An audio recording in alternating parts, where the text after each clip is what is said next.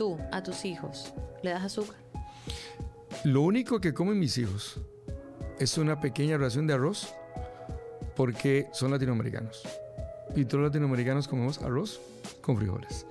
Pero un ejemplo, el desayuno de mis hijos va de independencia entre 2 y 4 huevos más un bistec diario a las 6 de la mañana.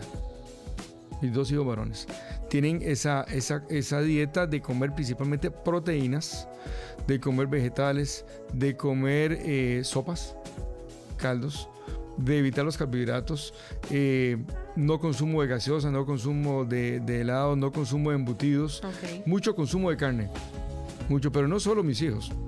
Yo le voy a dar otro ejemplo. Mi perro dálmata consume carne y vegetales. Y es lo mejor que le pudo haber pasado en su vida cuando le quité la comida sobreprocesada.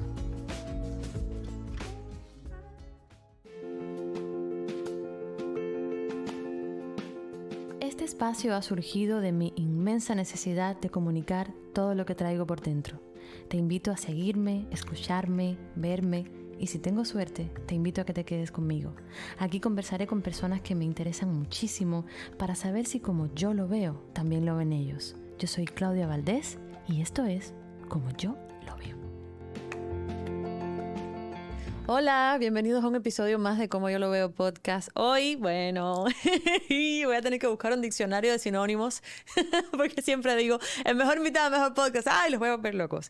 Hoy es una cosa increíble porque logré contactar y traer a mi podcast a un doctor, a un neurólogo que además es investigador y está haciendo un centro que se llama Developing Brains, donde estudia el cerebro, básicamente el cerebro y las terapias específicas que necesitan nuestros niños que están dentro del espectro del autismo y que tienen otros diagnósticos. En este podcast vamos a hablar de todo, sobre qué cosa es el autismo, por qué es el crecimiento de diagnósticos de autismo últimamente, cómo se hace un mapping cerebral, si las vacunas tienen o no algún tipo de influencia sobre estos diagnósticos, la epilepsia, la importancia de la alimentación. O sea, es un podcast muy completo. Bueno, bastante completo porque podríamos estar hablando realmente 10 horas con este doctor. Ya lo van a ver en un momentico aquí en Como Yo Lo Veo podcast. No olvides suscribirte. Siempre se me olvida. Suscríbete y las cosas y los likes y los links y las cosas, por favor. Y comparte este episodio con quien creas que lo pueda necesitar. Ya vengo para acá. Antes de empezar, por favor, ten en cuenta que las opiniones expresadas en este podcast no tienen que ver exactamente con las opiniones del programa ni mías. Sean cuidadosos a la hora de hacer los comentarios. No estamos en posición de juzgar, simplemente estamos escuchando la vivencia de los invitados que tenemos. Y además quiero aclararles que no soy especialista en ningún tema. Estoy tratando de exponer aquí visiones y ayudas para quien la pueda necesitar. Y dicho esto, empezamos con Como Yo Lo Veo.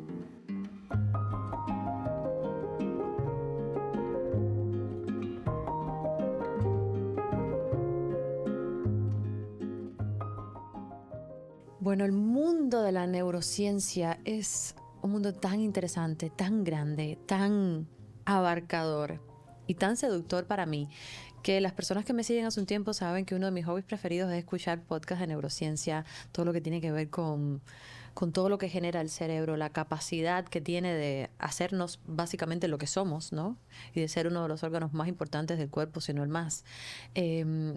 A mí me tiene como muy impresionada. Y desde que tuve a mi hija Lucía, digo mi hija Lucía como si tuviera más hijos, desde que tuve a Lucía, todo lo que tiene que ver con el desarrollo neuronal y todo lo que tiene que ver con la capacidad y la plasticidad del cerebro, a mí me puede más que cualquier cosa. Y hace poco, a través de una amiga que tengo que quiero muchísimo y que me ha dado muy buenas recomendaciones, que se llama Silvia, conocí a este doctor que ahora les voy a presentar, neurólogo, creador de métodos, especialista, una persona que tiene mucha información. Y decidí dejarlo para último, para grabar hoy, porque en este día de grabación grabé 4 episodios, porque le quiero dedicar mínimo 1 hora y media, porque sé que vamos a estar hablando muchísimo, ya lo hicimos. Bienvenido al doctor neurólogo Mauricio Chinchilla. ¿Cómo estás? Bien, gracias. Hoy no tienes límite de tiempo porque es muy gracioso y muy curioso. Cuando conversé con el doctor la primera vez le dije, bueno, doctor, simplifíqueme tal cosa. Y él fue automáticamente a simplificar y me dijo los conceptos en 4 palabras. Hoy no tienes límite de tiempo. Gracias. Hoy vamos a hablar de un tema que a muchas familias, muchas madres, yo sé que les va a interesar porque está muy ligado con el autismo. Vamos a hablar de muchos temas. Vamos a empezar por el principio. Primero, para los que no lo conocen, por favor, preséntese quién es usted, cuál es su profesión y qué es lo que más le apasiona hacer en la vida. Bueno, yo soy costarricense. Lo puedes hacer, mira, a esta cámara Ok, que está aquí, que es tuya, o perfecto, conmigo. perfecto. Soy costarricense lo primero. Soy médico, neurólogo. Soy investigador. Soy un padre de familia. Soy abuelo también. Tengo 2 nietos. Me apasiona mi trabajo. Mi trabajo es una de las mayores pasiones que tengo. Me encanta conocer, obtener información, entregar información, todo para ayudar al ser humano. Por otro lado, ¿qué me apasiona? Mi familia. Eso para mí es vital. Considero que el ser humano sin familia no puede funcionar de forma adecuada. Y en este mundo hago un balance, ¿no? Entre mi trabajo y mi familia. Cuando yo estuve en su consulta, hubo una cosa muy interesante para mí que yo se la comenté a usted. Cuando empezamos a hablar, usted, te voy a decir tú, porque me No va hay a hacer problema. todo más corto y más rápido. No hay Cuando problema. nos sentamos a hablar tú y yo, hablamos de muchísimo. Yo fui a verte específicamente porque quería entender más el funcionamiento del cerebro de mi hija, que está diagnosticada dentro del espectro del autismo. Y cuando empezamos a hablar, me gustó mucho, me fascinó que de las primeras cosas que me dijiste fue, me hablaste de la meditación y me hablaste de la importancia de la alimentación, cosa que muy pocos médicos me habían dicho. Y eso me gustó mucho, ya me hizo como conectarme con el centro, con el centro que estás desarrollando ahora, que ahorita vamos a hablar de eso. Pero para poner a la gente en contexto, tu especialidad básicamente o en lo que te has dedicado en los últimos años es a investigar profundamente sobre todo el cerebro de los niños que están dentro del espectro del autismo, entre otros diagnósticos. Pero bueno, como mi niña está dentro del espectro del autismo, quizás las preguntas van a girar un poco en torno a eso. Me gustaría saber primero, para usted como neurólogo y como investigador, ¿qué cosa es el autismo? Bueno, el autismo es una entidad, no es una enfermedad como tal. Es lo primero que hay que tener claro. El autismo es una condición que ahora está de moda en muchas cosas, que se ha ampliado por los cambios en las definiciones también, y que tiene características muy significativas. Sin embargo, no son exclusivas del autismo. ¿Qué quiero decir con esto? Tenemos pacientes con diagnósticos de autismo que no son autistas. Eso es algo que quiero también decir a los padres. No puedes hacer un diagnóstico de autismo en 15 minutos. No puedes hacer un diagnóstico de autismo si no lo realiza una persona que está capacitada para hacer diagnósticos de autismo. Por otro lado, el autismo en la nueva definición del DSM-5 incluyó otras entidades que estaban definidas, como el Asperger, por ejemplo. El autismo se caracteriza por elementos básicos. Tienen trastornos para las interacciones sociales, tienen intereses muy marcados, muy repetitivos, muy estructurados, tienen un retardo en el neurodesarrollo, esos pacientes también. Y otra característica que tiene es que no encontramos siempre una causa. Eso lo hace completamente diferente comparado con el resto de elementos con los que trabajamos los médicos día a día. Por ejemplo, cuando nosotros tenemos una enfermedad, definimos esa enfermedad por un grupo de signos y síntomas que son exclusivos de ella, y así podemos investigar cómo detener la enfermedad y cómo atacar los signos y los síntomas por otro lado. Pero en el caso del autismo es un gran reto. Reto porque estamos en el siglo donde más estamos avanzando con las neurociencias en todo el planeta. Reto porque contamos con tecnologías que no teníamos antes. Tenemos además personas mejor preparadas, mejores profesionales en medicina, con mayores conocimientos y más herramientas para diagnosticar. Pero a la vez es un reto porque tenemos muchas personas que no dan información real sobre el autismo. No porque un niño me haga un retardo en el desarrollo del lenguaje es autista. Ni tampoco un niño que tenga un movimiento de repetición es autista. Pero tampoco un niño que tenga trastornos digestivos o trastornos de sueño es autista. Y muchas veces con solo esas cosas ya lo empiezan a decir los padres que tienen niños autistas. Esa es la razón por la que la investigación de un grupo importante de investigadores a nivel internacional se ha basado en lo más básico, que es descubrir cómo funciona el cerebro de un niño autista. Y en nuestro caminar durante estos años hemos descubierto los trastornos de conectividad cerebral que tienen ellos. Y muchos pensarían, tienen muy pocas conexiones. No. A diferencia de un niño que tiene un daño cerebral por una hipoxia al nacer o por un accidente o por un tumor, estos niños tienen una hiperconectividad. O sea, más conexiones o más actividad neuronal, ¿está bien dicho? No. Tienen más conexiones de normal, pero menos eficientes.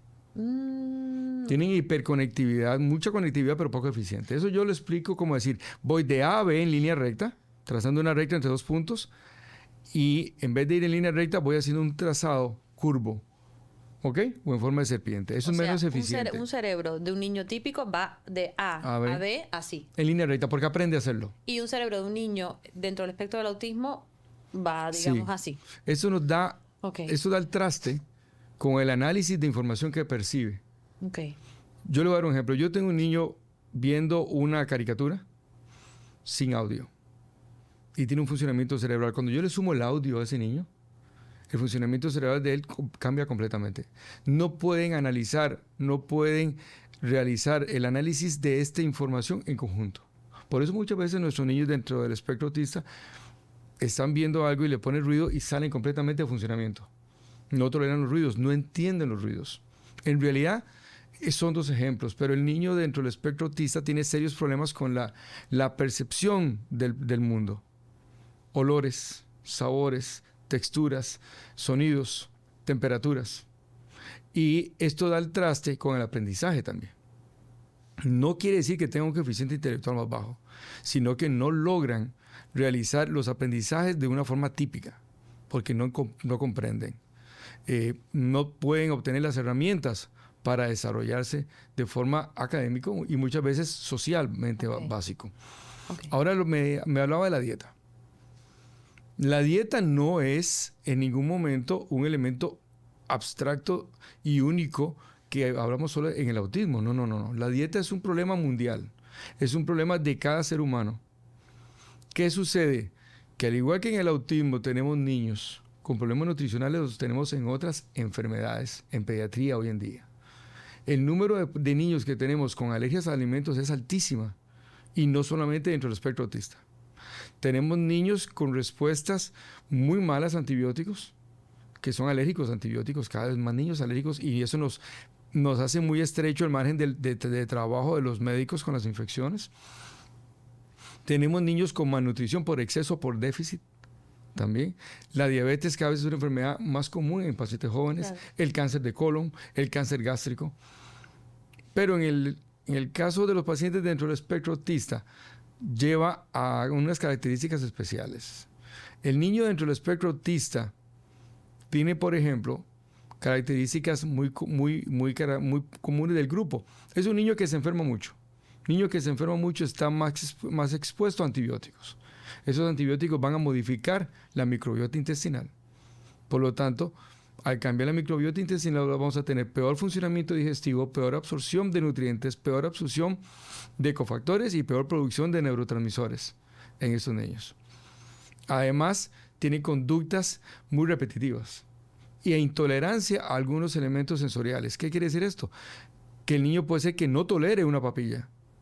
Puede ser que no tolere cierta comida y el espectro de comida se estrecha para la madre. En el momento que el niño empieza a comer una comida muy repetitiva y sin un abanico grande de nutrientes, caemos en la desnutrición también. Ahora, desgraciadamente, yo se lo explico a los papás. El área del organismo que tiene más receptores, es la punta de la lengua. Y es el área donde se recibe el sabor dulce cuando comemos algo. Cuando usted utiliza ingeniería para desarrollar alimentos, usted produce alimentos que tengan una gran afinidad con el receptor de dulce. Y esto tiene una representación gigante en la corteza sensitiva de los pacientes, del ser humano. ¿Qué quiere decir esto? Que si tenemos un niño que tiene trastornos de percepción, que es muy monótono en el alimento, y le damos azúcar, la fijación con ese alimento va a ser mayor. Es lo que los padres me dicen, pero él solo quiere comer dulce, solo quiere comer helado, solo quiere comer pan. Son alimentos. A eso le sumamos que estos alimentos sobreprocesados, ultraprocesados, con gran cantidad de aceites vegetales, ¿verdad? Con aditivos, y son ingeridos por estos niños, nos van a dar un problema de salud digestiva. Cuando yo hablo primero de nutrición, es porque todo médico, lo primero que indica cuando escriben una historia clínica en un hospital, son los signos vitales y la dieta del paciente. Y eso es personalizada. La dieta es vital, pero la dieta es vital enfocarla desde el punto de que no es porque mi niño es autista, yo le voy a dar a mi niño unos vegetales hervidos y carne y yo voy a comerme una pizza frente a él. No, la dieta es un elemento familiar. ¿Por qué? Porque tengo mi abuela diabética, porque tengo papá hipertenso, porque tengo a la mamá con un estado metabólico de obesidad que está en riesgo de ser diabética, porque hay pacientes que tienen problemas con la gota y demás. Entonces todos estos problemas familiares y enfermedades crónicas que tenemos se basan en la dieta.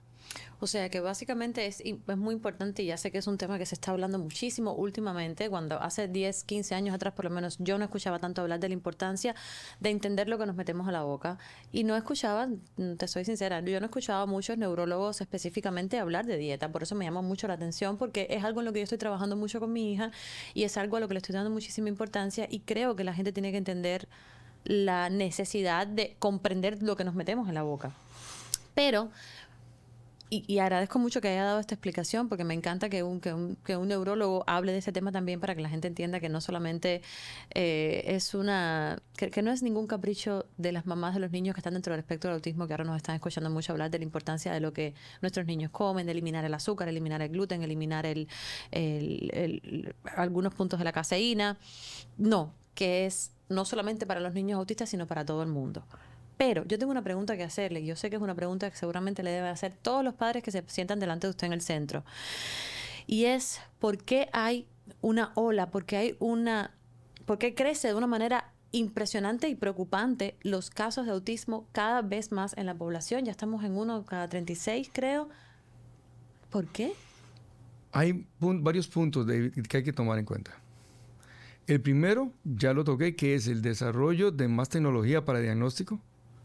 Lo segundo, la mayor cantidad de profesionales que tenemos por habitante. En estos momentos el planeta tiene el mayor número de médicos por habitantes que nunca ha tenido. Nunca ha tenido el planeta tanta cantidad de servicios de salud o acceso a servicios de salud. La investigación en neurología es el pico de investigaciones hoy en día. Esto permite conocer cada vez más y nos permite herramientas. Además, a partir del DSM-5 se abre completamente el abanico para el diagnóstico, para hacer un espectro autista, donde es más factible incluso errar en el diagnóstico o incluir pacientes que no deben de estar. Eso por un lado. Por otro lado, ¿qué tenemos? Modificación del medio ambiente. Ok, tenemos mayor contaminación ambiental en aguas. Las aguas están contaminadas ¿con qué? Bueno, la contaminación con hidrocarburos, la contaminación de las fuentes de agua subterráneas con pesticidas, como el glifosato. Tenemos la contaminación de agua con microplásticos. Y esos microplásticos, era muy interesante, mis dos hijos menores estaban haciendo una investigación sobre contaminación marina y me mostraban cómo los microplásticos están incluso ya en algunos tejidos de peces. Hay gran cantidad de peces que tienen ya microplásticos y que están en cualquier parte de los mares. Tenemos la contaminación aérea, tenemos la contaminación por radiación, cada vez tenemos más fuentes de radiación de los sistemas de comunicación. La mayor cantidad de artefactos eléctricos que se utilizan dentro de una casa y de comunicación. Tenemos la contaminación en la dieta. ¿A qué voy? No es que la leche sea mala. No, pero la leche que tomaban mis abuelos era una vaca que estaba en el patio de la casa. Hoy tenemos vacas en lugares sin sol, bajo techo, sin caminar, que llevan antibióticos de forma profiláctica, sin necesidad de enfermarse, que toman hormonas.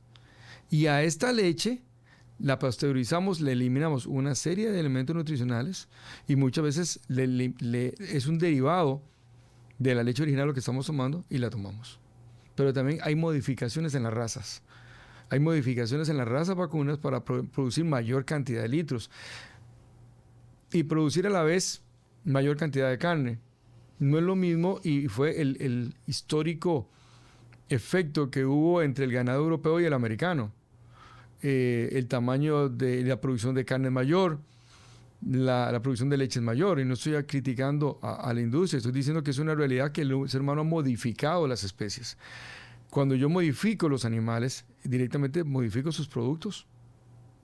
Pero a la vez desde 1960 hay modificación en el trigo y en el maíz, y en la avena, en la cebada. ¿Para qué? Para tener granos más resistentes a los cambios climáticos, a las enfermedades por hongos de las plantas y a mayor producción por hectárea.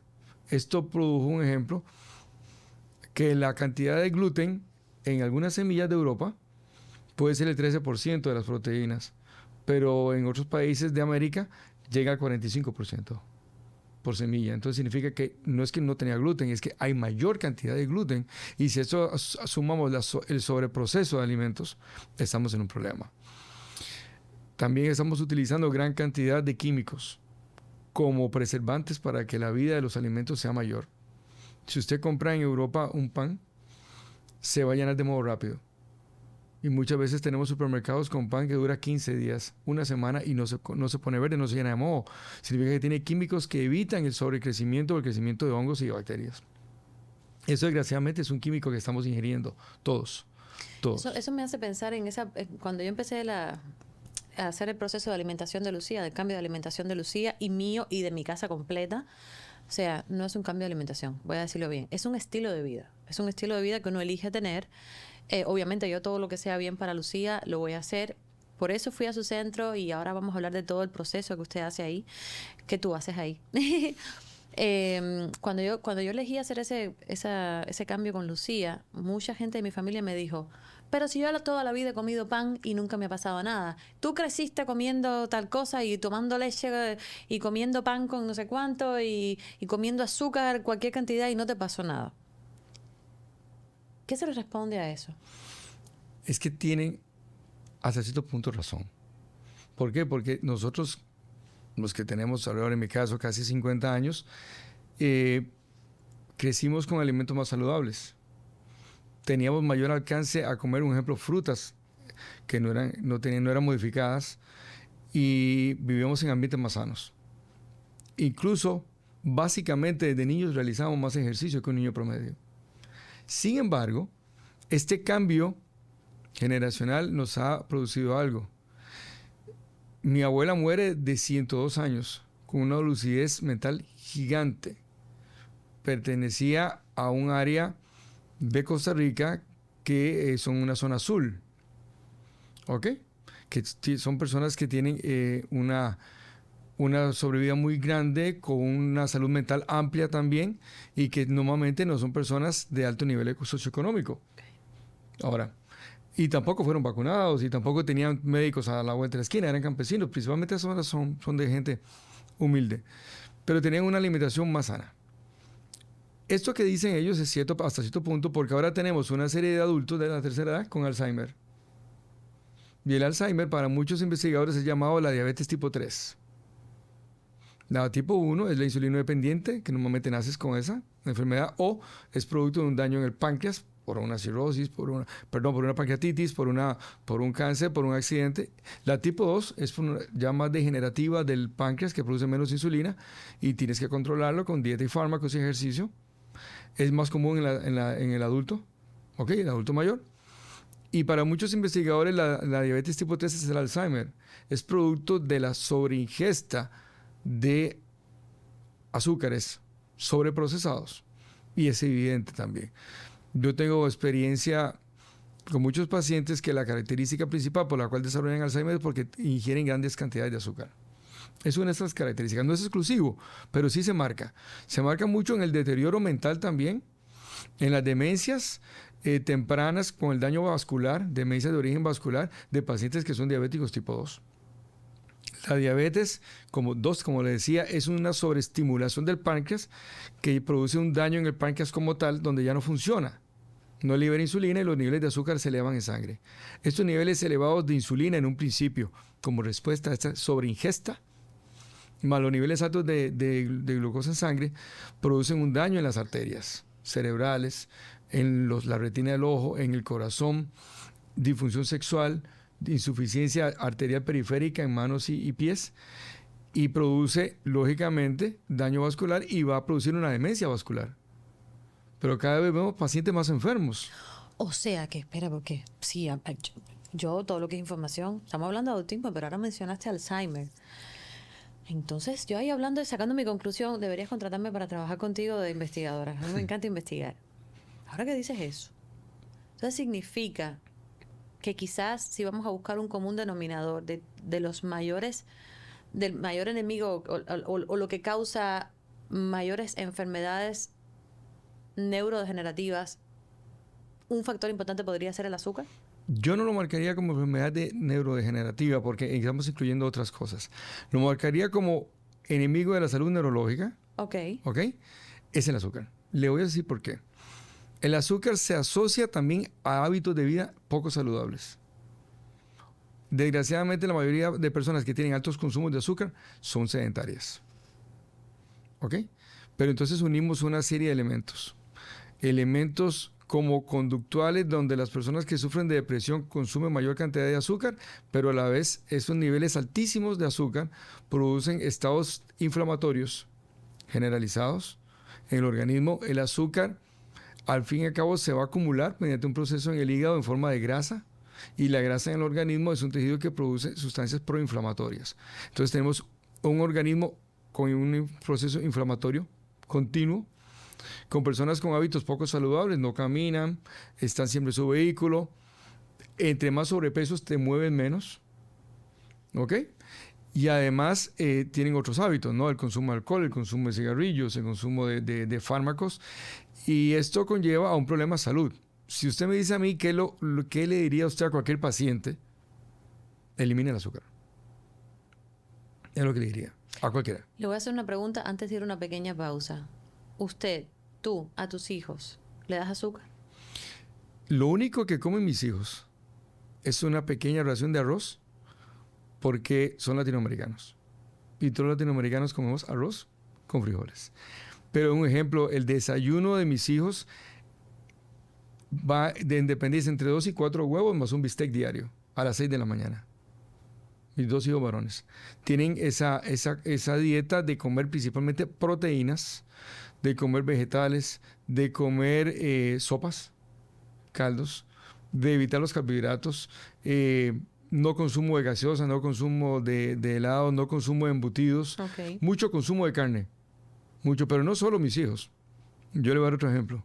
Mi perro dálmata consume carne y vegetales. Y es lo mejor que le pudo haber pasado en su vida cuando le quité la comida sobreprocesada. Entonces, es la comida de perros, ¿no? Claro, porque la comida sobreprocesada son carbohidratos de mala calidad, con proteína de baja calidad, y la mayoría de perros tienen alergias en la piel hoy en día, tienen enfermedades cardiovasculares, tienen muchísimas enfermedades digestivas, y es un problema de alimentación. Ya sabía que me iba a enredar aquí 10 horas hablando con usted. Voy a hacer una pequeña pausa y regresamos con muchísimo más. Vamos a entrar un poquito más en la mente, en el cerebro de los niños autistas, según el conocimiento del doctor. Ya regresamos. Hey, ¿conoces Dingdoor? Dingdoor es la aplicación que conecta a usuarios con profesionales de servicio para el hogar, desde handyman, electricistas, hasta servicios de limpieza y más de 20 categorías adicionales. Con Dingdoor podrás conectar en minutos con proveedores de servicios confiables cerca de ti, tener los mejores precios del mercado sin comisiones ni cargos extras, tener la libertad de negociar con múltiples proveedores para encontrar la solución según tus necesidades, tiempo y presupuesto. Descarga ya mismo Dingdoor desde tu tienda de aplicaciones o escanea el código QR que aparece aquí mismo. Simplifica tu vida con Dingdoor. Bueno, continuamos y ahora me gustaría, yo sé que va a ser un poco quizás difícil de explicar, pero me gustaría saber, ya sé que el espectro es muy grande, ya sé que todos los niños son diferentes, que todos los cerebros son diferentes, pero a modo general, ¿qué diferencia la mente o el cerebro de un niño diagnosticado dentro del espectro del autismo a un niño típico, un niño neurotípico? Desde el punto de vista científico, tenemos cerebros muchas veces con grandes volúmenes, mayor que el de un niño, porque el desarrollo cerebral permite que el cerebro se haga más eficiente, tenga el volumen adecuado. Tenemos cerebros que no se comunican de forma adecuada entre los hemisferios cerebrales e intra los hemisferios cerebrales. Tenemos cerebros con menores conexiones funcionales, o sea, mayor cantidad de conexiones, pero menor cantidad de conexiones funcionales. Y cuando vemos el funcionamiento de esas conexiones, vemos ausencia de conexión ideal entre áreas. Encontramos también cerebros que tienen metabolismo diferente. Observamos que funcionan, por decirlo así, de forma muy grosera, a menor velocidad. Observamos en los mapeos y en los estudios funcionales cerebrales que no funcionan a la velocidad que está funcionando un cerebro, incluso fluctúan. Normalmente, le voy a dar un ejemplo, cuando uno va manejando, voy a ir pensando en que tengo que hacer algo en casa, o estoy soñando despierto, ¿no? Pensando si logro tal cosa, o llego a tal premio, o hago tal trabajo. Y en el momento que la luz se pone en amarillo, usted bloquea eso y vuelve a ver la luz en amarillo y luego en rojo y detiene su vehículo. O sea, usted tiene la capacidad de pasar de estar pensando en algo ensimismado y luego funcionar con el medio externo. Estos niños están fluctuando con un estímulo, un ejemplo, y hay momentos donde la actividad mental se hace lenta, actividad eléctrica lenta, como si estuviera en somnoliento. Y vuelve rápido y vuelve a bajar. Tiene una fluctuación muy grande en la actividad. Funcionan a velocidades inferiores en su actividad cortical. Tengo una pregunta ahí. Si usted dice que funcionan a velocidades, a ver si lo comprendo, doctor, y disculpe que le interrumpe. Por ejemplo, ¿cómo es posible que un niño como Lucía, por ejemplo, tenga una capacidad, o como su hijo, por ejemplo, tenga una capacidad enorme, por ejemplo, para las matemáticas, las respuestas las dé rápido sin dudar? ¿Cómo es posible que pueda aprenderse cualquier cosa de una sola vez que se lo muestres y es su cerebro así todo funcionar a una manera, funcionar mucho más lento? Okay. ¿Me entiende lo que quiero preguntar? Sí, yo te entiendo. Okay. Los niños tienen grandes capacidades de funcionamiento. Yo puedo poner un niño frente a un estímulo visual y observar que la corteza visual está funcionando muy rápido. Pero el resto de funcionamiento cerebral está funcionando lento. O sea, él está recibiendo la información, ese paciente, pero su funcionamiento es lento y varía. ¿Qué quiere decir esto? Que el cerebro necesita estar a un funcionamiento para estar suficientemente alerta y funcionando con toda la actividad intelectual. Estos niños tienen conexiones inmaduras y que no funcionan bien. Es la razón por la que en ocasiones los ves hiper enfocados en una actividad. Ajá. Y otras veces están fuera de foco completamente. O sea, pueden venir a la mesa donde se está evaluando. Yo veo los evaluadores en el centro y le hacen una estructura con cubos increíble. Y de un momento a otro se levantan y se quedan viendo a la pared. Y se desconectan. Y se desconectan completamente. O sea, tienen una fluctuación muy grande. Mientras que si tienes un paciente típico que aprende rápido y que responde rápido, es porque todo ese cerebro está funcionando de una forma adecuada. De una forma como si fuera un marcapaso funcionando de forma a una velocidad como debe estar. O sea, se concentra, recibe información, la puede almacenar, la saca cuando necesita y responde y sigue funcionando alerta. Okay. Pero cuando el niño trabaja en velocidades más lentas, ¿okay? Eso da el traste con su capacidad de guardar información y de sacar esa información para responder a un elemento en la vida. Entiendo. A eso es a lo que vamos. Entiendo. Una pregunta importante y una aclaración también. Porque estamos acostumbrados cuando escuchamos hablar de niños autistas a asociarlos automáticamente con la palabra genio. Que es algo que a los padres nos da mucha tranquilidad, mucha satisfacción, porque es una manera interna de justificar la actitud de nuestros niños. ¿Me entiendes? Sí.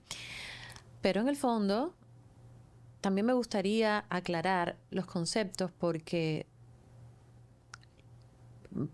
los niños autistas, no todos son genios, no específicamente tienen que ser genios, y me gustaría que usted me explicara cuál es su concepto sobre eso.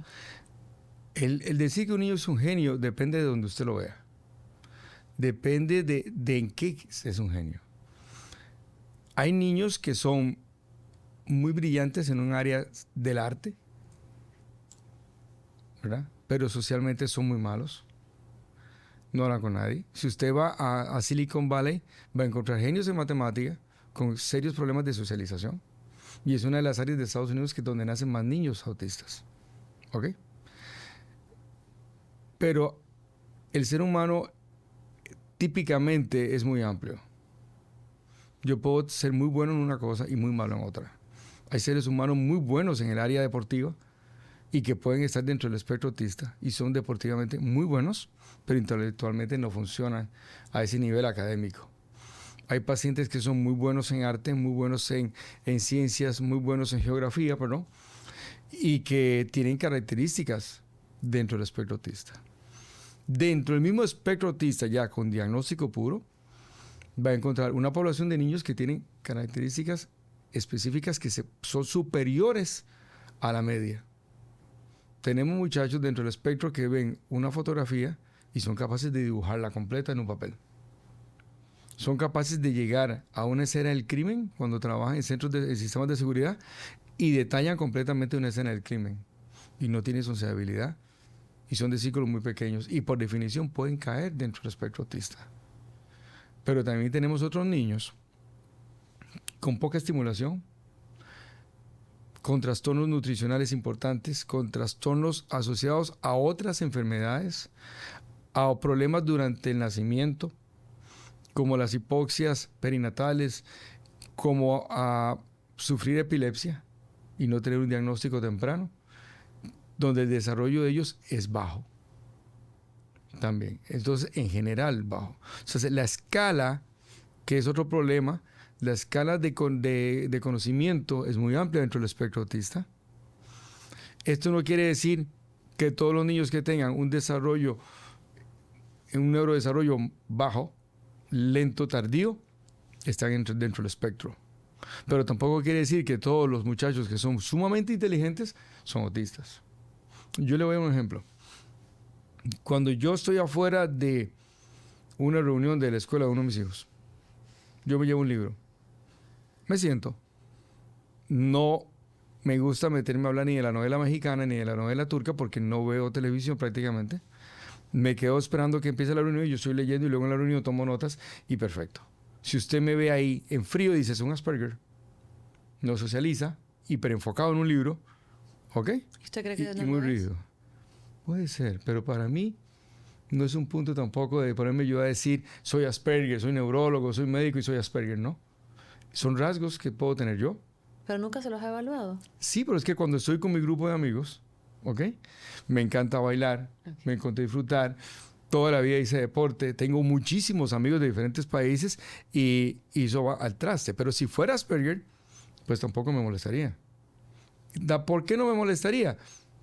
Porque soy feliz desde el punto de vista familiar y desde el punto de vista académico. ¿Ok? Vamos a otro punto. Ahí quiero tocarlo.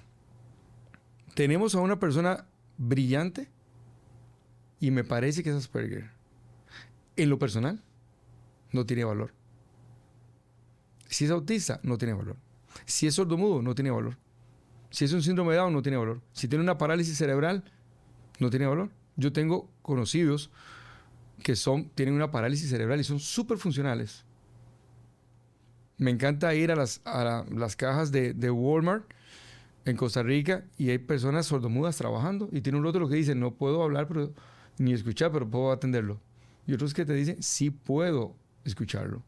Y eso para mí no tiene relevancia, porque al final del camino, mi pensamiento, la razón por la cual hicimos el proyecto de Developing Brains, es incluir a todos estos muchachos en la sociedad, sin una etiqueta. De lo peor que puede tener la humanidad es etiquetar al ser humano. Bueno, malo, negro, blanco, amarillo, chiquito, grande, gordo, feo, bonito. Porque son apreciaciones que cambian. En la Edad Media y en los países árabes, la obesidad era belleza. en los años 70 era ser su hiperdelgado. A partir del VIH-Sida, se eliminan las modelos hiperdelgadas y empiezan a tener a modelos más músculo para separarse del estigma del VIH-Sida. Ahora tenemos la moda para mucha gente del autismo. Pero en el fondo, para mí las etiquetas no tienen valor. Me interesa que esa persona sea súper, súper, súper, súper útil en la sociedad y ante todo que sea feliz. Qué bonito eso. Es lo que siempre pienso cuando hablo de mi hija. Y es lo que siempre hablamos su papá y yo. Es feliz. No tengo nada que cambiar de ella. Si quiero conocer más, por eso fui a su centro. Y ahora en esta próxima parte del episodio vamos a hablar de su centro.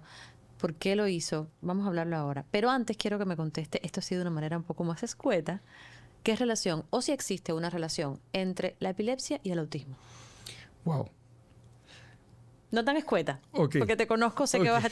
No, puedes ahí darte tu tiempo. En muchos estudios grandes, serios, estamos hablando de 20,000, 30,000, 40,000 personas y de seguimiento, se ha encontrado que alrededor del 40% de los pacientes dentro del espectro autista tienen epilepsia.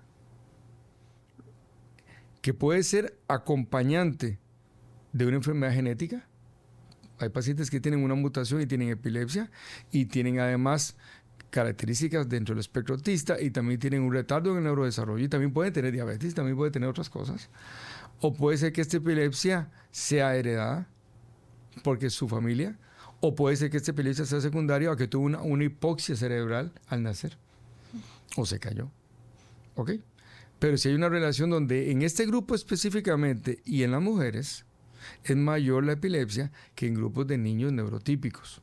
Esto no quiere decir otra cosa. Si yo me coloco con un equipo de electroencefalografía en el medio de un parque de cualquier ciudad latinoamericana, probablemente el 30% de las personas que podemos llamar neurotípicas, que también es una definición muy amplia, quién es neurotípico y quién no, van a tener algún tipo de trastorno en un electroencefalograma.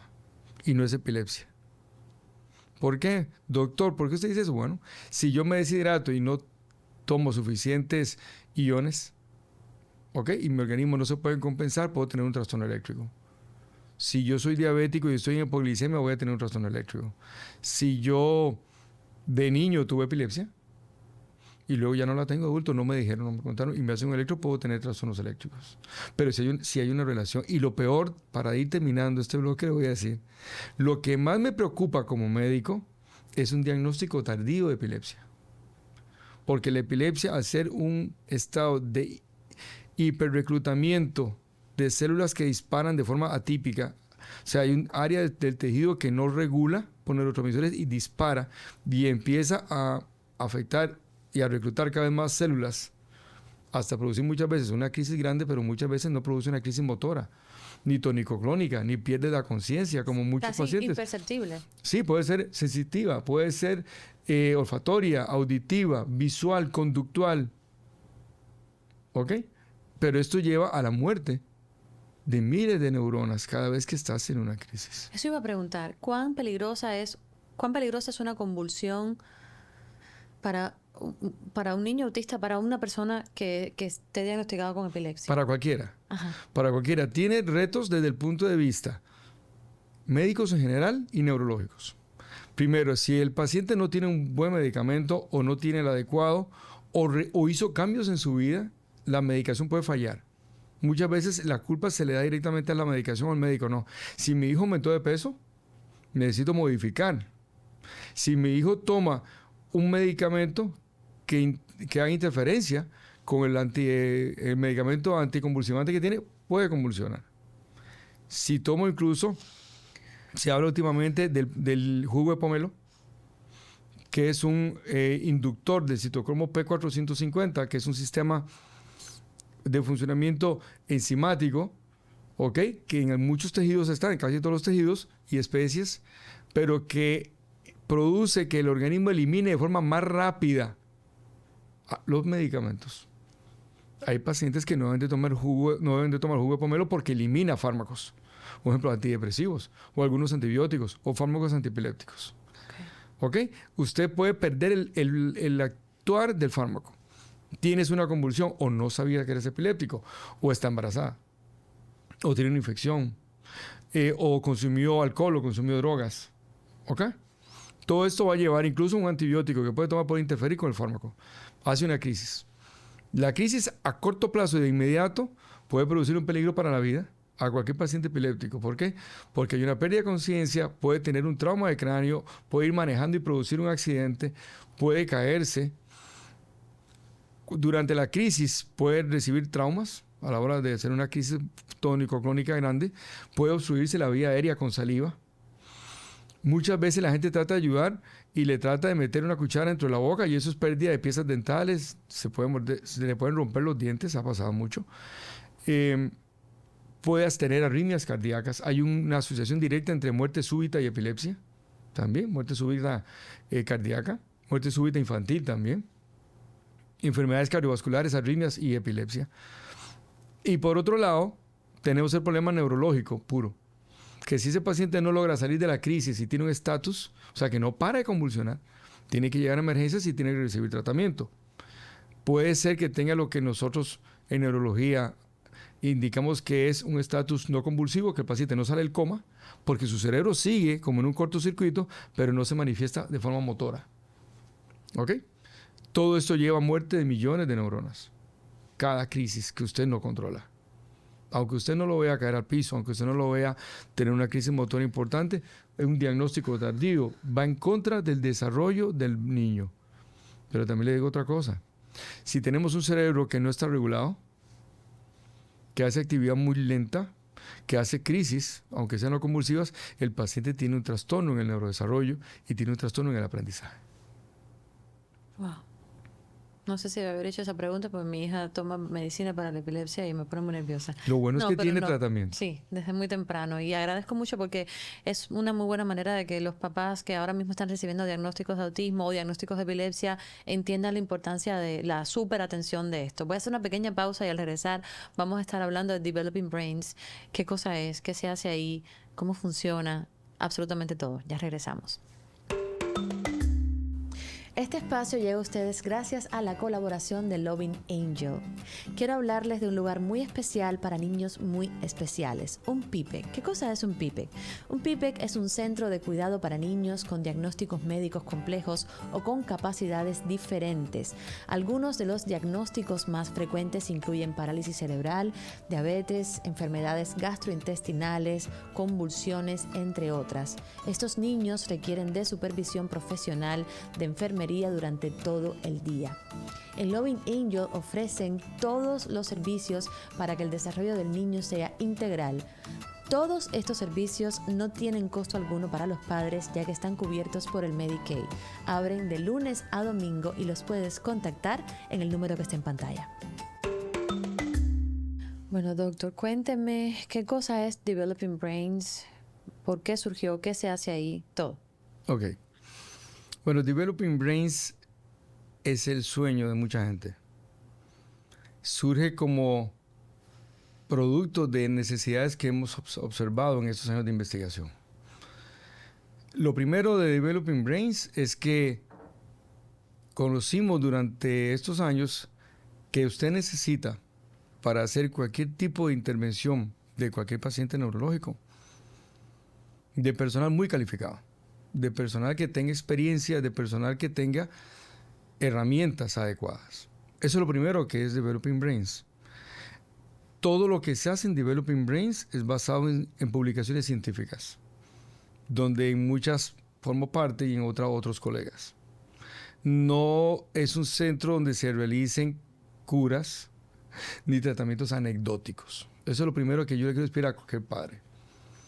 Todo nuestro personal es un personal muy entrenado, certificado, maduro, con experiencia y que, como asesor médico que soy, está en continuo entrenamiento y aprendizaje. O sea, yo me preocupo porque todo el personal esté continuamente aprendiendo y esté revisando información y esté mejorando. Para nosotros, si alguien no sabe, lo enseñamos. Si no puede, le ayudamos, pero el que no pone interés no trabaja con nosotros, es lo primero.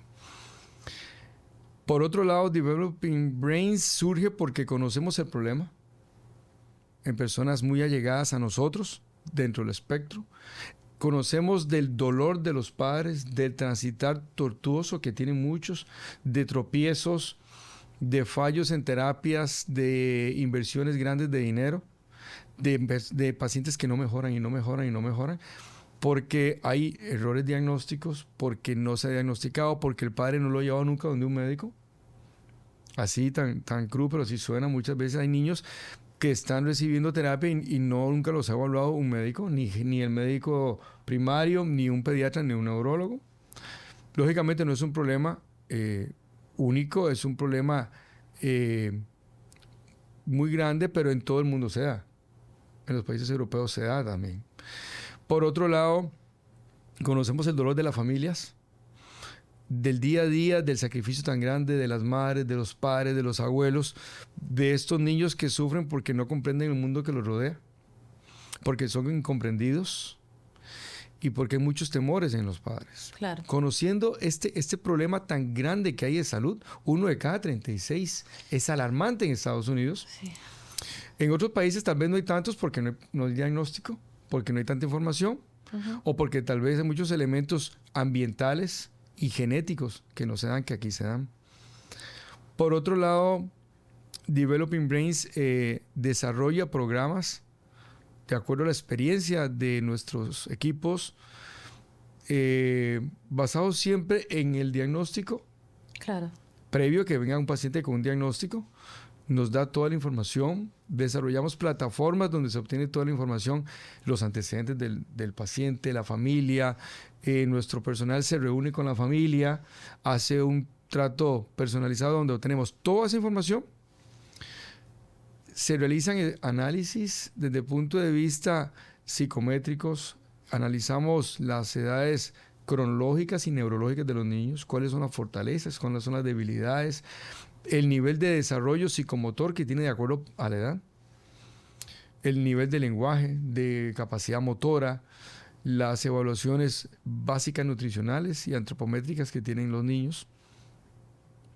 Y realizamos además un mapeo cerebral, ¿ok? Y me pueden decir, ¿para qué mapeo cerebral? Bueno, porque parte de la terapia que se ofrece, y le puedo decir que el 90% de la terapia es definir qué sucede con ese niño.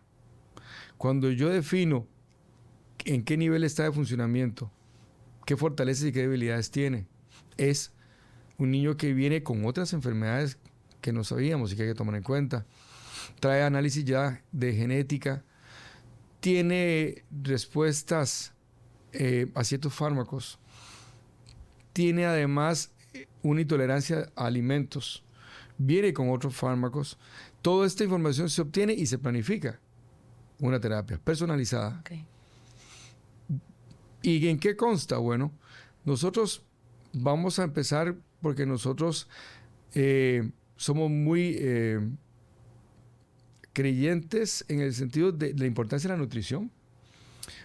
Nosotros brindamos los servicios desde un coaching de alimentación, una persona sumamente preparada que acompaña a la familia en los hábitos, dónde comprar, qué comprar, cómo producir, qué recetas. Por otro lado, contamos con el servicio de nutrición, con una nutricionista sumamente brillante también, que requiere, algunos pacientes requieren de una intervención muchísimo más avanzada de una nutricionista con mayor conocimiento de química, de alimentos, de manejo de esos pacientes, y que muchos ya vienen con análisis hechos. Somos proveedores directos de laboratorios, no somos de segunda mano ni somos revendedores, somos proveedores directos de servicio de laboratorio, de análisis de la microbiota intestinal, que es básico para conocer cómo está la microbiota intestinal, claro. Si tiene cándida, si hay un sobrecrecimiento de bacterias que son patógenas o no, cuál fue el efecto que tuvo los últimos antibióticos que tuvo ese niño, cómo va mejorando el niño con la dieta o no, con el uso de probióticos y prebióticos, claro. Es importante. Además, los laboratorios hacemos estudios de la susceptibilidad de los pacientes a ciertos alimentos. Okay. Hay pacientes que tienen susceptibilidad y unas respuestas atípicas al arroz, otros a la carne de res, otros a los lácteos. Otros no tienen ningún tipo de problema de alimentación. O sea que no es una regla tampoco dentro del autismo.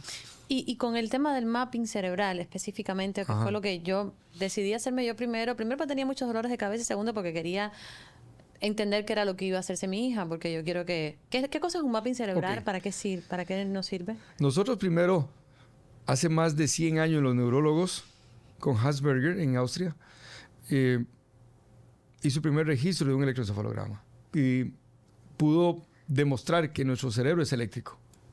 Funciona por electricidad. Se comunican las neuronas mediante un sistema neuroquímico. A partir de ahí conocimos durante el desarrollo del siglo anterior cómo funciona el cerebro normal, cómo se celebra con los ojos cerrados, los ojos abiertos, dormido, los diferentes ciclos de sueño que tiene un paciente, los estados de alerta, los estados de tranquilidad, lo que un cerebro debe tener, las horas de sueño, cómo mejoran. Todo esto lo hemos ido aprendiendo. Con el desarrollo de las tecnologías digitales pudimos pasar esa información mediante un amplificador a un ordenador y la señal en digital. Ahora podemos hacer análisis cualitativo y cuantitativo de la actividad del cerebro. O sea, en un tiempo donde estamos haciendo el registro, grabamos qué áreas del cerebro tienen qué actividad, cuál es la respuesta a los estímulos que exponemos al paciente, cómo se comunican en los diferentes estímulos, qué áreas son más rápidas, qué áreas son más lentas. Y entonces a partir de un mapeo cerebral es donde usted puede definir. Un ejemplo, si yo tengo un déficit de ondas alfa, que son las ondas de vigilia, y tengo al contrario muchas ondas lentas, yo tengo que tratar de tener mayor actividad alfa, que es la que me tiene despierto. Y si necesito más actividad beta, que es más rápida para estar, o gamma, en actividad intelectual alta, yo puedo entrenar ese cerebro con terapias. Una de ellas es el neurofeedback, que no es para toda persona. Si el niño no se puede concentrar o no se puede sentar o no puede ver una pantalla, pues el neurofeedback visual no funciona. Puede tener un neurofeedback auditivo. ¿Cuál es la diferencia entre el neurofeedback y las terapias Merz? Bueno, es que son cosas diferentes. Cuando se utiliza un estímulo magnético, como el MERS, usted está directamente dando un impulso magnético a una comunidad de células. Y de acuerdo a un mapeo cerebral, usted define qué áreas tengo que estimular, ¿ok? Y qué áreas no debo estimular. Y a qué amplitud y frecuencia debo de estimular. Pregunta, ¿a usted le recomienda las terapias Merz? Científicamente está comprobado.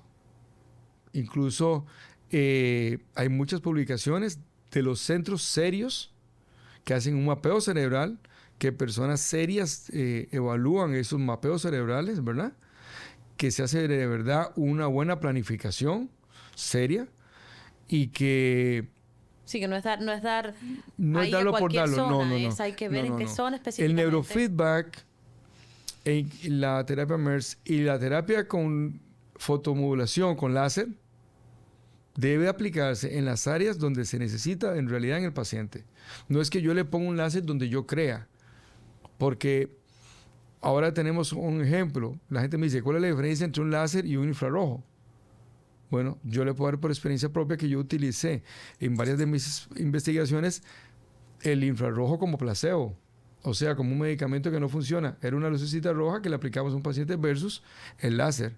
Y el paciente no sabe, para que no mienta a la hora de la evaluación clínica. Ni siquiera el médico que lo estaba dando sabía cuál era el láser y cuál era el infrarrojo.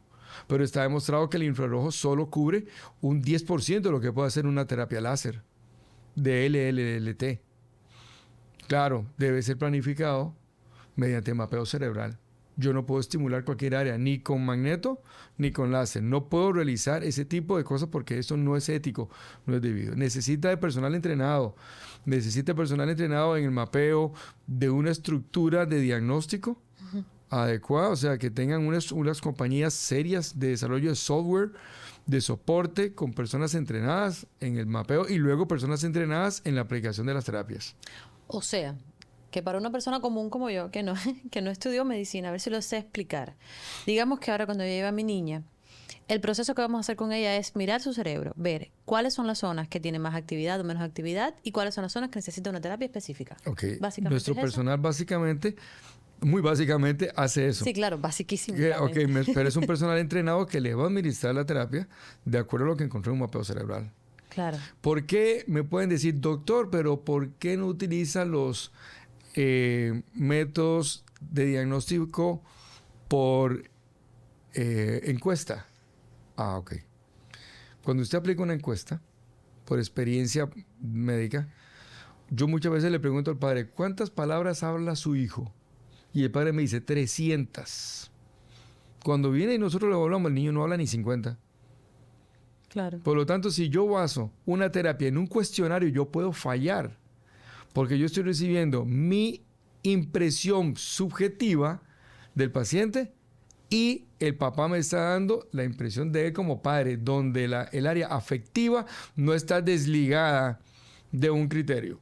Totalmente. Entonces puedo fallar. Por eso le digo, cuando usted tiene un área, un centro, donde tenga mapeo cerebral, donde tenga personal de experiencia con tecnología adecuada, usted está en un lugar que le está ofreciendo una terapia de verdad, que le va a dar resultados. Pero lo más importante, y yo le digo a mis pacientes, busque información, lea, vaya a las revistas, a la Biblioteca Nacional, ¿ok? Busque publicaciones sobre la técnica que usted le va a administrar a su niño. ¿Qué experiencia tiene esta gente para darla? ¿Qué resultados tiene? Yo le voy a dar un ejemplo básico. Ahora se habla mucho de mitocondrias, de las cadenas oxidativas, de las especies de oxígeno y mucha actividad de tóxicos, de que la mitocondria la mejoro, disminuye la mitocondria y todo esto. Uno no puede extrapolar, para que tengas una idea, una publicación de la utilización de cierto suplemento nutricional en ratones a un ser humano. Porque le voy a dar un ejemplo. Un koala tiene más sistemas enzimáticos de desintoxicación que una rata y que un canguro y muchas veces que un primate. Por eso puede comer solo hojas de eucalipto, que son tan tóxicas, así que mataría a otro animal herbívoro. Pero también necesitamos dosis más altas de antibiótico para tratar un koala. Entonces, cuando vemos que mucha gente habla de suplementos nutricionales y de técnicas y de una cosa y de la otra, y lo que pone como basamento científico es una publicación de un ensayo en animales, a mí me da mucho miedo. Claro. Y lo último que observé fue un día, me hablaron de una terapia que estaban hablando la gente. Cuando busco la información, encuentro una alarma del Ministerio de Salud de Israel, donde decía que cierta terapia que se decía que funcionaba en el autismo, no hay ninguna publicación científica que dice que funcione. Y digo, wow. Sí, hay que tener mucho cuidado. Los padres en busca de... Siempre es con la mejor intención, y eso está de más decirlo. Y en busca de tratar de llegar a que nuestros niños alcancen el mayor potencial, a veces los exponemos a muchas cosas, de todo. Cosas que a veces no tienen ni sentido. El óxido de cloro. Hay que tener mucho cuidado. ¿Se recuerda el óxido de cloro? Bueno, yo he tenido pacientes que han estado 1 año con enemas de cloro. Hay que tener mucho cuidado. Hay que tener mucho cuidado. Protocolos, cosas. ¿Cuántos libros no me he leído yo? ¿Cuántas cosas no he comprado de los libros que nunca se las llegué a dar a Lucía? Porque me di cuenta y espera un momento. Espérate, yo quiero ampliar las capacidades de mi hija. Yo no quiero cambiar a mi hija. No quiero estar investigando ni experimentando con ella. Con esto digo que hay que tener mucho cuidado y comprender cómo funciona el cerebro de nuestros niños. Por eso recomiendo muchísimo los que tengan la posibilidad de hacer un mapeo cerebral de sus niños y entender cuál es la parte, cómo está su cerebro en ese momento, que es lo próximo que voy a hacer con Lucía. Casi tengo que terminar, doctor. Le voy a hacer dos preguntas. La última va a ser la más difícil de contestar, lo sé. Esta primera no. En esta no es una pregunta, simplemente siempre a todos mis invitados les pido que me recomienden un libro y una película que les guste mucho. Uy, bueno, soy de diferentes gustos. Una película que me marcó mucho fue Pretty Woman. Ok. Pretty Woman fue una película que tuve que ver 25 veces porque tenía un trabajo de psicología en la secundaria y no me gustaba la psicología, es increíble en aquellos años, pero marca mucho esa rebeldía del ser humano, de que no importa lo duro que me haya ido en la vida, el lugar donde nací, los golpes que me he dado, yo puedo ser capaz en un momento de luz de alcanzar lo que yo quiera. Y esta muchacha, una prostituta, tiene un momento de luz en su vida, llegó la oportunidad con un millonario que necesitaba una compañera y logra cambiar su vida. Ok. ¿Ok? Esa es la importancia. Un libro de mis amores, El Quijote de la Mancha. ¿Quijote? ¿Le gusta? Me encanta. Wow. ¿Y por qué? Porque primero es increíble cómo la forma de pensar del Manco de Lepanto se puede extrapolar al día a día. Es una obra maestra de la lengua española y me encanta el español porque me decía mi profesora de secundaria español, me decía, el inglés es para hablar de dinero, el alemán es para entrenar caballos, pero el español es para hablar con Dios. Wow, qué bonito. Y hay una frase, la más común que la gente puede decir, que hablaba Don Quijote con Sancho y le decía, escucha Sancho, los perros ladran, es porque nos movemos. Y cuando uno va en la vida caminando, muchas veces se va a encontrar muchas cosas malas, detractores, personas que te quitan energía, personas que dicen tú no puedes, personas que creen que tú no puedes. Pero lo más importante es seguir caminando. Y esto yo se lo digo a todos los papás de mis niños. Yo les digo a mis niños, ¿no? Hay que seguir caminando. Hay que caminar porque la razón final de nosotros en Developing Brains, en Mauricio Chinchilla, en cualquier lugar, es que todos mis pacientes neurodiversos se puedan incorporar a la sociedad de una u otra forma. Obtener el mayor potencial para que lleguen a esa meta. Cada quien tiene una meta diferente en la vida. Y yo también se lo explico a los padres. Uno puede tener un niño típico y puede querer que sea beisbolista y puede ser que no funcione para beisbolista, pero puede ser un niño que sea un excelente jugador de fútbol. O puede ser que sea muy malo para el deporte y sea un excelente ingeniero. Okay. Pero no importa lo que seas, que avances, que sigas. Y muchas veces vas a tener 1000 obstáculos. Pero lo importante de esa frase es que cuando uno escucha que hay perros ladrando es porque vas bien. ¿Ok? Qué bonito. Y la última, difícil, y la necesito concisa, y lo voy a poner a trabajar bastante. Tiene que ver con las vacunas. Sé que es una respuesta muy complicada de dar, lo sé. Lamento ponerlo en esa posición. Y además tiene que ser concisa, o sea, que se la pongo como le gusta, bien difícil. ¿Las vacunas tienen alguna relación científica con el autismo? Mire,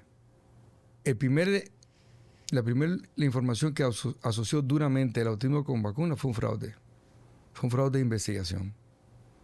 Salió publicado en una de las revistas de mayor importancia a nivel mundial y luego se demostró que esta persona manipuló todos los datos para tratar de demostrar que el autismo se asociaba con vacunas.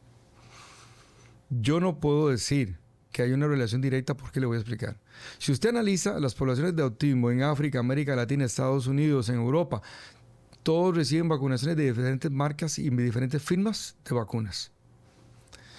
Todos los niños autistas son diferentes, pero algunos le pueden decir a uno que hubo un cambio, una regresión, ¿verdad? Después de una vacunación. Otros fue después de una anestesia. Otros nunca tuvieron una regresión. O sea que hubo un retardo en el desarrollo psicomotor. Otros, a pesar de no recibir una sola vacuna como en Europa, que los padres son antivacunas, tienen autismo. Y otros niños tienen todos los esquemas de vacuna y no son autistas. Para mí va más allá de la vacuna. Para mí va más allá y para mí tiene que ver más con un elemento de una disregulación inmunológica donde ese cerebro no está tal vez preparado para, en ese caso que fue un niño que se marca como una vacuna que produjo el cambio, pero muchas veces tenemos una infección, muchas veces tenemos un cambio en la dieta, muchas veces tenemos una cirugía. Uh-huh. Entonces yo pienso que en la cirugía, ¿qué pudo haber sido? El fármaco que utilizamos para dar anestesia, el inductor de anestesia, el antibiótico. Muchos papás dicen, le pusieron antibiótico y mi hijo cambió. ¿Ok? Entonces yo pienso que se debe más a un estado de inmadurez inmunológica, tal vez que nos produce un estado de neuroinflamación, más que las vacunas. Y es más difícil todavía, se la voy a poner. ¿Sus hijos están vacunados? Mis hijos están vacunados. Mis hijos están vacunados porque parte de la formación médica que tiene cualquier médico es vacune. ¿Qué sucede? Que también le puedo decir, la cantidad de vacunas que había en 1983, que eran 23 vacunas en toda la vida hasta la adolescencia, a hoy en día tenemos 94 en Estados Unidos. shots. Porque día a día se trata de que tenga una dosis para el flu y una dosis de COVID. Eso es diferente. Porque hay muchísimos niños, y en el caso de mi hijo menor, tuvo una reacción adversa a la pertussis. Y que no pudimos vacunarlo más contra la pertussis. Claro. ¿Ok? Y tuvimos que ponerle la hepatitis B aparte. Y hizo una reacción de dolor y es una reacción. Es típico. Pero cualquier medicamento produce una reacción. Ahora, ¿qué yo le digo a los padres? Muchas veces perdemos tiempo buscando el porqué. Al ser humano le gusta la culpa. Decir, fue por mi culpa. Yo tengo colegas que dicen, si yo no lo hubiera vacunado, si no lo hubiera operado, si no le hubiera dado tal alimento, si no hubiera tenido tal accidente, ya no podemos hacer nada. El tiempo no se puede echar para atrás. Lo que tenemos que hacer es seguir adelante y pensar, investigar y enfocar toda esa energía en obtener el mayor potencial de mis hijos. Es una decisión personal del padre vacunarlo o no. Tiene todo su derecho en este país de decir no lo vacuno. En otros países hay que vacunarlos. Pero si ya yo tengo a mi hijo en una condición, tengo que ponerme a luchar por otras cosas. Qué bonito, doctor. Gracias por venir. Definitivamente yo creo, yo se lo dije a usted y ahora ya lo comprobé. Yo creo que sería muy interesante si podemos abrir un espacio, aparte de mi podcast, un espacio donde hablemos solamente de esto, porque este es un tema que podemos estar hablando todo el tiempo. Cuando usted guste. Pues bien, vamos a ponernos de acuerdo con eso. Gracias. Gracias por acompañarnos en Como Yo Lo Veo Podcast. Ha sido una conversación muy interesante de la que no hemos hablado ni el 5% de todo lo que hay que hablar. Pero desafortunadamente no tengo todo el tiempo del mundo. Así que gracias por acompañarnos. Gracias, doctor. Gracias a usted. Les voy a dejar toda la información de Developing Brains aquí en la descripción para que llamen, para que pregunten. Y espero que les funcione tanto como a mí esta conversación que tuvimos con el doctor. Me encantó. Gracias. Muchas gracias. Gracias a usted. Buenísima.